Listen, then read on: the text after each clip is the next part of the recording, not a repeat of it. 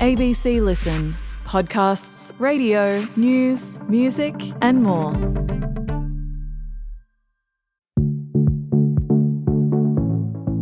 Hi, Jules and Jez here, and every week on Not Stupid, we unpack the news of the week.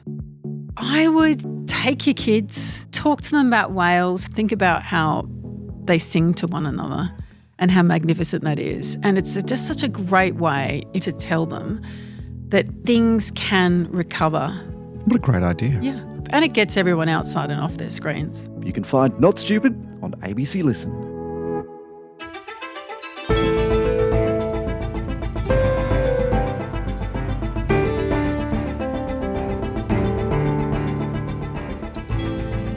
Parents send their young children to childcare, trusting they'll return home each day safely. But thousands of families are in shock after a Victorian childcare worker was charged with 70 offences, including sexual assault and producing child abuse material. The alleged victims were as young as 5 months old. Today, Caroline Croser-Barlow from the Front Project, which works to improve early childhood education, on whether the system is safe and how governments can fix it. I'm Sydney Peed. On Gadigal land in Sydney, this is ABC News Daily.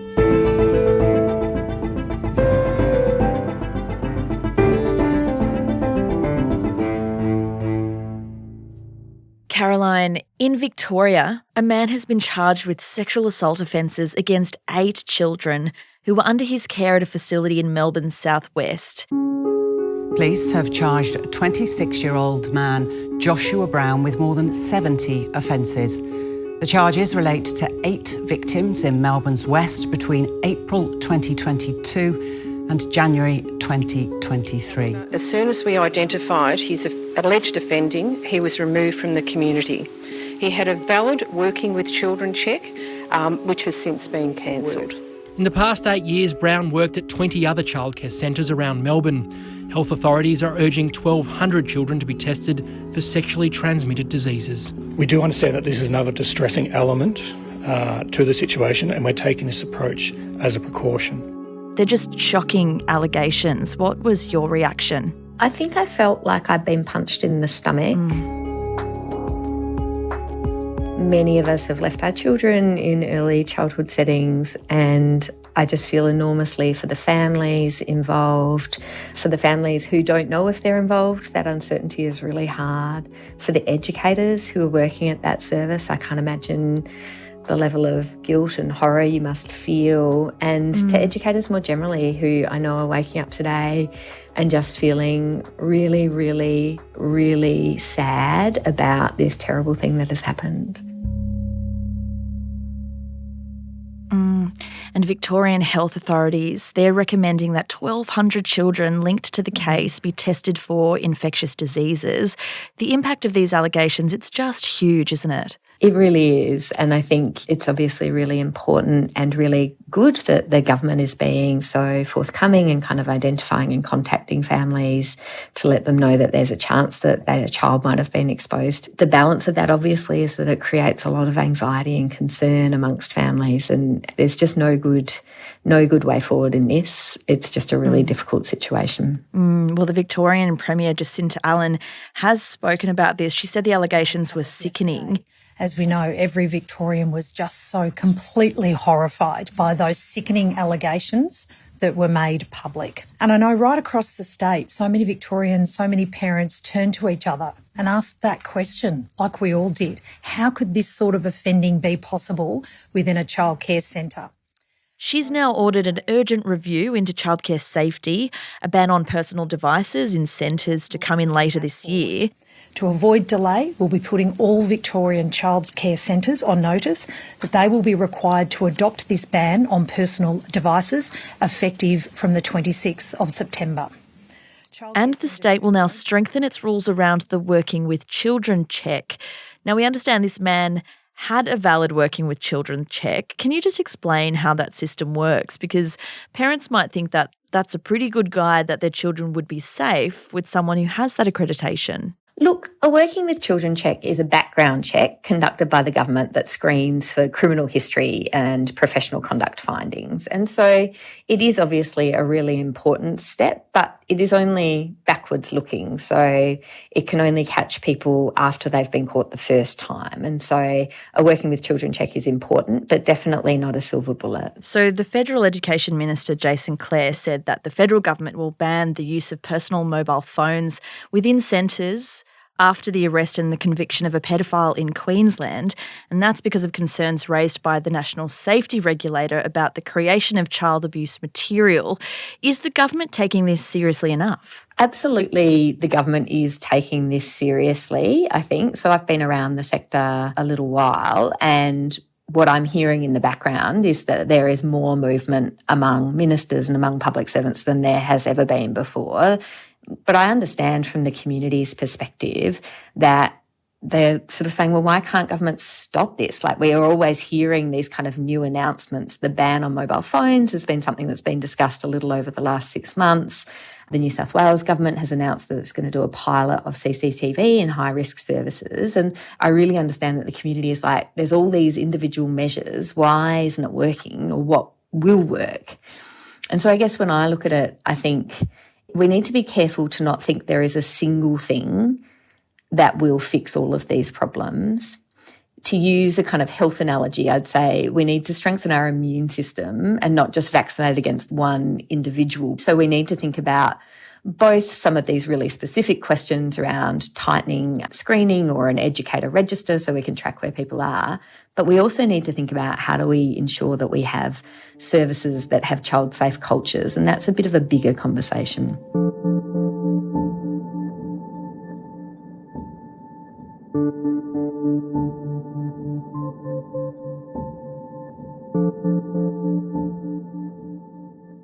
Unfortunately, this is not an isolated incident. There have been allegations of sexual abuse in centres across the country.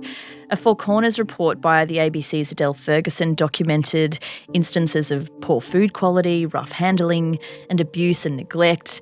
Is it fair to say that the entire industry is in crisis? I think that isn't fair to say. So it's the vast majority of services where parents are taking their children every day are safe and indeed high quality.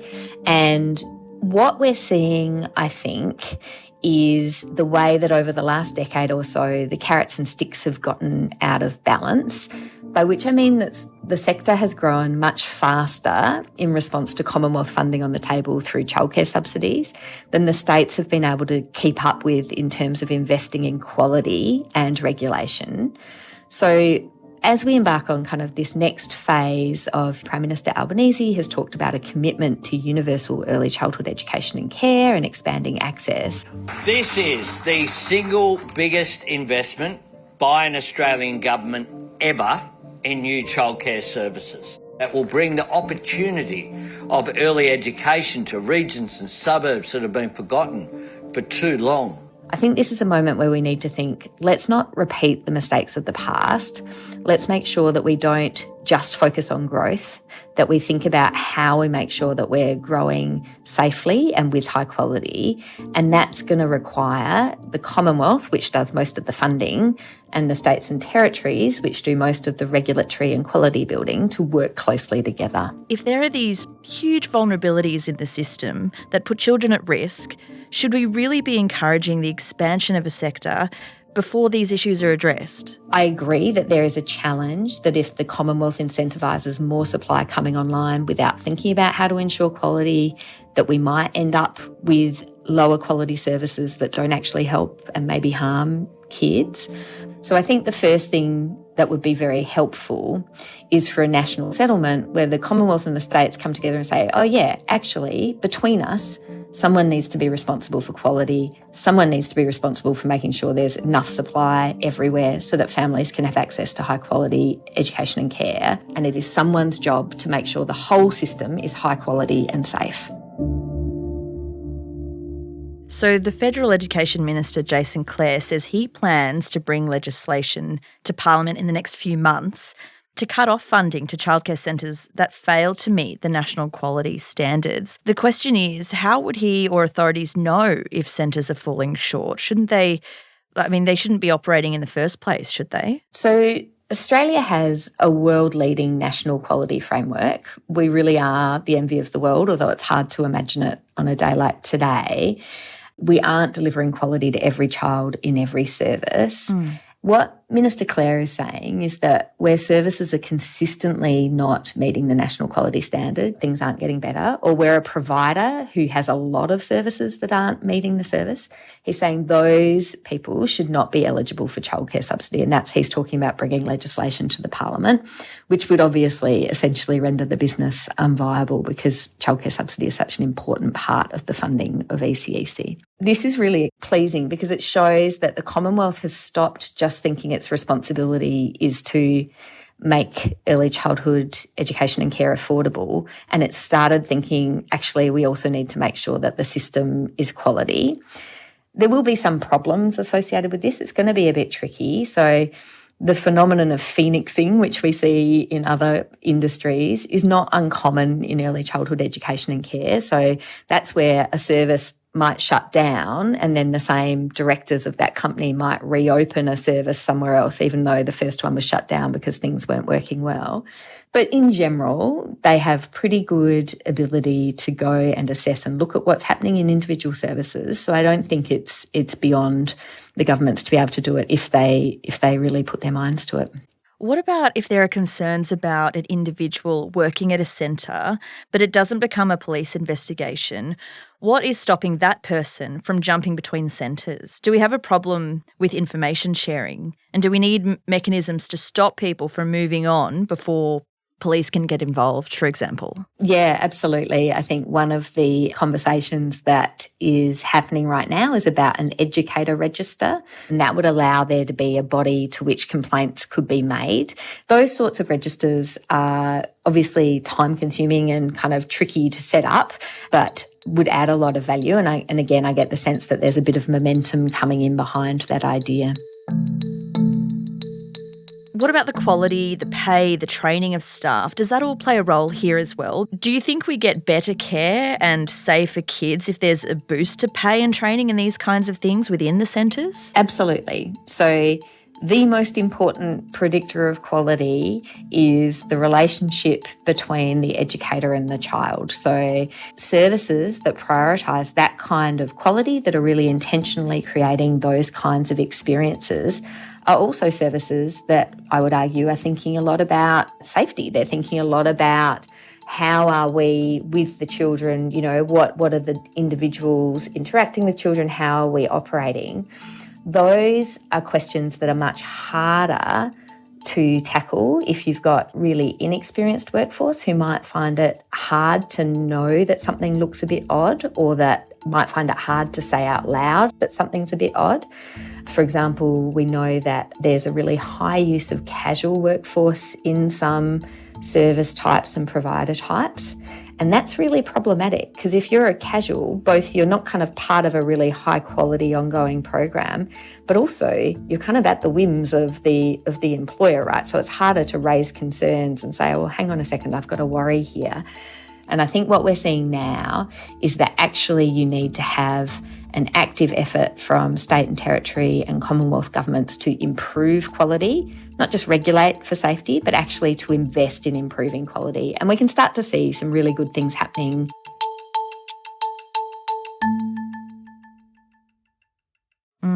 There will be a lot of parents out there right now who are sending their kids to childcare today with serious concerns for their well-being. What sort of advice do you have to reassure parents? Can they ever really be 100% sure?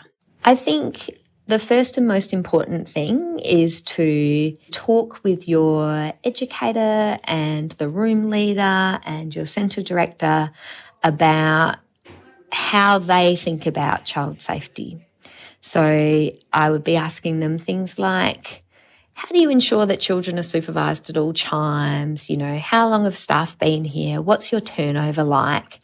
these are not in an interrogative way, but these are really good questions for services to think about in terms of how they are keeping their child safety culture alive. And so it's really hard, I know, as a parent to live with a little bit of uncertainty about horrible things. And I don't have any magic answer to fix that. But I think always when you're in a service, think about, how do I feel? Do I feel like this service knows my child? Do I feel like the educators know my child and care about my child? Does it feel like it's purposeful? Those are the markers of services that are doing the right things and I think are less likely to have these kinds of issues. Caroline Croser-Barlow is the Chief Executive of early learning advocacy body The Front Project. And if you have experienced childhood trauma or abuse, you can call the Blue Knot helpline on 1300 657 380. Today's show was produced by Cara Jensen McKinnon, audio production by Sam Dunn. Our supervising producer is David Cody. I'm Sydney Peed. ABC News Daily will be back again tomorrow. Thanks so much.